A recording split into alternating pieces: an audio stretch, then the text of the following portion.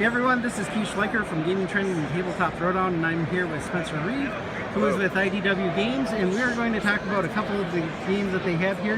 One is a new social deduction game, and it is called Purrrlock Holmes? Purrrlock Holmes. Okay, so what's the big deal about Purrrlock Holmes? So the big deal about Purrrlock Holmes is it is the classic tale of Sherlock Holmes with cute animals.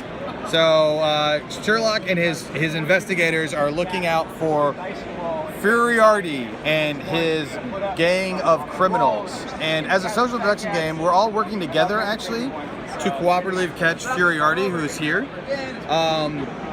Purrrlock has a trail that he is moving up, and if he ever gets to the end of this trail, he escapes. He moves at the end of each round, which this token indicates when the round is over. So in this scenario, where I'm sitting would be the first player location, and the Purrrlock would come after the fourth player goes.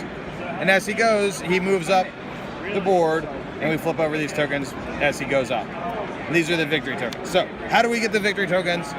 Well, we win victory tokens by solving our cases. And the way that we have a case is I'll take a card off the top of the deck, I'll flip it over, and I'll put it in front of me. I will then take two cards, this is the beginning of the game, and I will hold them up, and I'll go one at a time. I'll look at it, and I'll show you, and I'll say, is this a lead or a dead end? And if it's a lead, if the animal matches, or if the time is it within 1 hour of the time that my crime was committed. So that's just the two simple pieces of information that this card can give me. So if I say it's a lead or a dead end, in this scenario it is a dead end. Oh, it's a dead end. So I know it's not the rat, and I know it's not 9, 10, or 11. So then I hold this up and I go, is this a lead or a dead end? That is a dead end. So, double information. I knew it couldn't be 9, 10, or 11 because of this card. I got a 9, so I knew this wasn't going to be super helpful, but it does let me know it's also not a fraud. Everybody at the table would start the game that way, and then every player would take 2 cards, except for the first player takes 4. He takes 4, he or she takes 4, and then picks 2 of them, and would say, is this a lead or a dead end? That's a lead. Okay, now maybe it's 2, 3, or 4, or maybe it's the bulldog. So I will say, is this a lead or a dead end? That is a lead. All right, now the time is looking good because I know from this card and this card, it can't be the frog, so it's got to be the time. And I know from these 2 cards that 3 or 4 are very close to each other.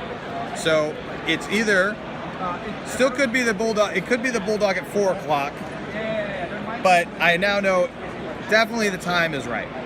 I would then take the remaining 2 cards in my hand and I would pass them to the next player so that they have 4 cards.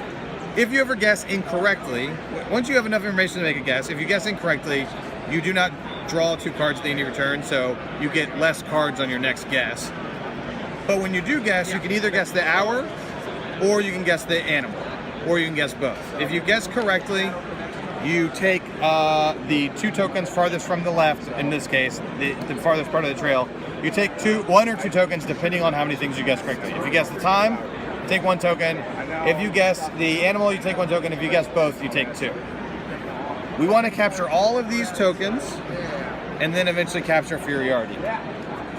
One of the fun, pressure luck, slightly more strategic things you can do in this game is, as Purrrlock is escaping, he's moving and flipping over tokens. So as we capture these tokens, I can see, oh, the next 2 clues, if I guess correctly, are only worth 2 points. But if I wait and let other people catch these tokens, then I can get 3 points. Or if I wait longer, I can get 4 points. So there's an element of pressing your luck and kind of waiting to see how many victory points you're going to win when you do make your guess. But at the beginning of the game, we keep them hidden just to keep the game going so that people don't go, I don't want the first token because the first token is only worth 1 token or 1 point.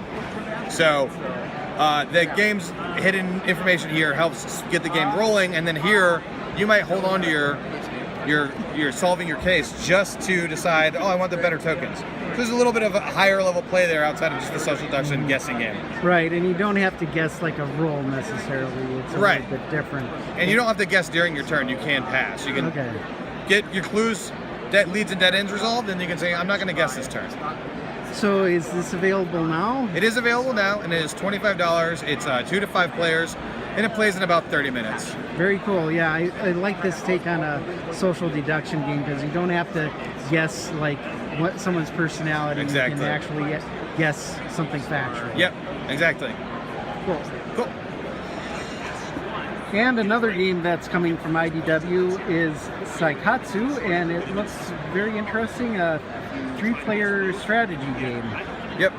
So Seikatsu is a 1 to, technically 4, but 4 is an alternate version of the game, but 3 players is kind of the standard mode. Up to 3 players is the standard mode. And the way the game plays is we have this bag that is going to be filled with these tiles, and we've set the board up as a near in-game scenario just so I can give you an explanation of how the scoring works and what makes Seikatsu so interesting.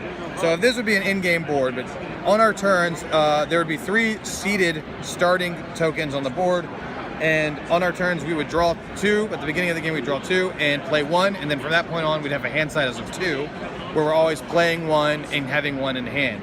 At the end of the game, we would have this nice big Zen garden, because the theme of Seikatsu is we are the 3 owners of this land, and we want to have the nicest view of this garden that we are working together to build. Everybody is looking out from this garden from the perspective of their pagoda. So you have a green player, a blue player, and a pink player. When I play, I have 2 choices basically. I can play either long game or short game. And the way that short game works is, if I had this blue bird token, I could play it here to match these other blue bird tokens, and I score based on the bird I have just played and its adjacents. So that would be 1, 2, 3, 4. So I'd move my pink tracker up 4 spaces. That's how you play the game, the kind of short game where I'm like matching flocks, scoring immediately.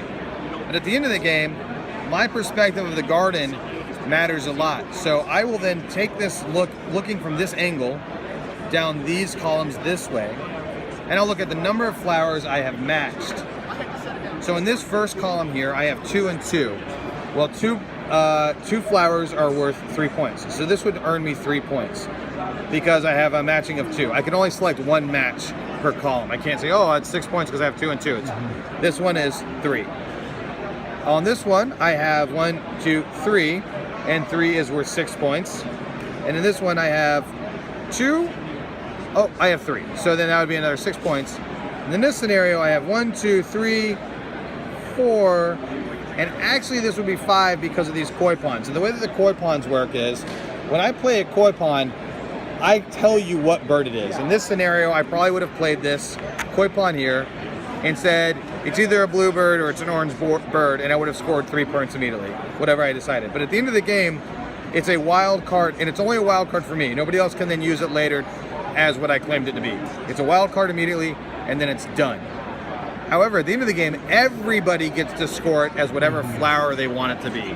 So in this case, I'm going to score it as these yellow flowers, and I'm going to get 3, 4, 5, and 5 is worth 21 points. That's a giant score. It will push me way up the board. But in turn, this green player is going to say, hey, that bird's now a blue, that is now a blue flower. So 1, 2, 3, 4. And 4 is worth 15 points. So in that scenario, I've scored it one way, and then this player is going to have scored it this way. This guy's going to score it this way. So as you can see, the game has a lot of things to think about as you play, but the action per turn is just lay a tile. So the action per turn is simple. The strategy is kind of deep because you have to take in consideration the perspective of all players and what's been laid out on the board.